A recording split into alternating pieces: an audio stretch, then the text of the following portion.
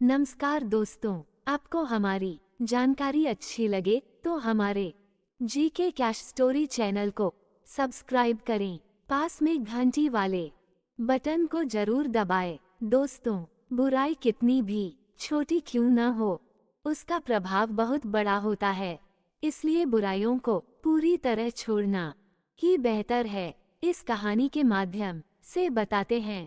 एक बार की बात है, संजय ने अपने दोस्तों को शाम को खाना खाने के लिए बुलाया था। संजय किचन में खाना बना रहा था।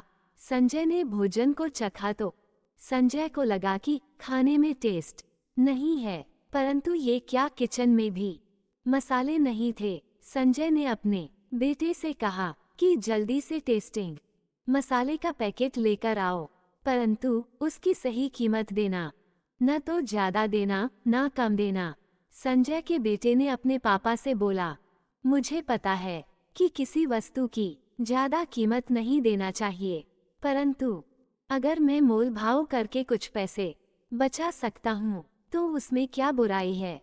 संजय के दोस्त उसके बेटे की बातें सुन रहे थे। वे आश्चर्यचकित थे कि कम कीमत पर मसाला लाने पर गांव कैसे बिगड़ सकता है। जब उन्होंने संजय से इस बात के बारे में जानना चाहा तो संजय ने कहा कि कोई भी दुकानदार कम कीमत पर मसाला तभी बेचता है जब उसे पैसे की बहुत जरूरत होगी। ऐसे में उससे मसाला वही खरीदता है जो मसाले को तैयार करने में लगे समय और मजदूरों के खर्च मालूम नहीं है। वह मोल भाव करके कम पैसे में खरीदना चाहता है। दोस्तों ने फिर से पूछा, लेकिन इससे पूरा गांव कैसे बिगड़ सकता है। संजय बोला, तुम्हें शायद इसका पता न हो, लेकिन शुरुआत में संसार में बुराई बहुत कम थी। पहले के लोग उसमें अपनी थोड़ी थोड़ी बुराई मिलाते गए। उन्हें हमेशा यही लगता रहा कि आटे में नमक के बराबर बुराई से संसार का कुछ नहीं बिगड़ता है। परंतु आज के समय में बुराइयां अब इतनी बढ़ गई है। जब इतना बड़ा संसार बिगड़ सकता है तो हमारा छोटा सा गांव क्यों नहीं।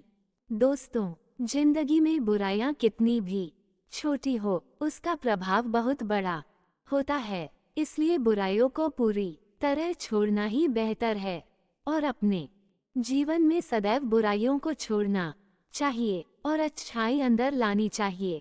दोस्तों, अगर हम अपनी जिद पर अड़े रहते हैं और किसी का नुकसान हो रहा हो तो ऐसी जिद गलत है। जिद कुछ समय अच्छी रहती है।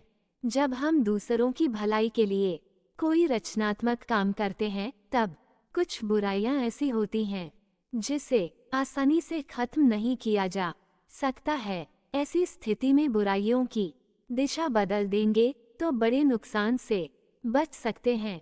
जय हिंद। दोस्तों, आपको ये कहानी कैसी लगी कमेंट बॉक्स में जरूर बताएं।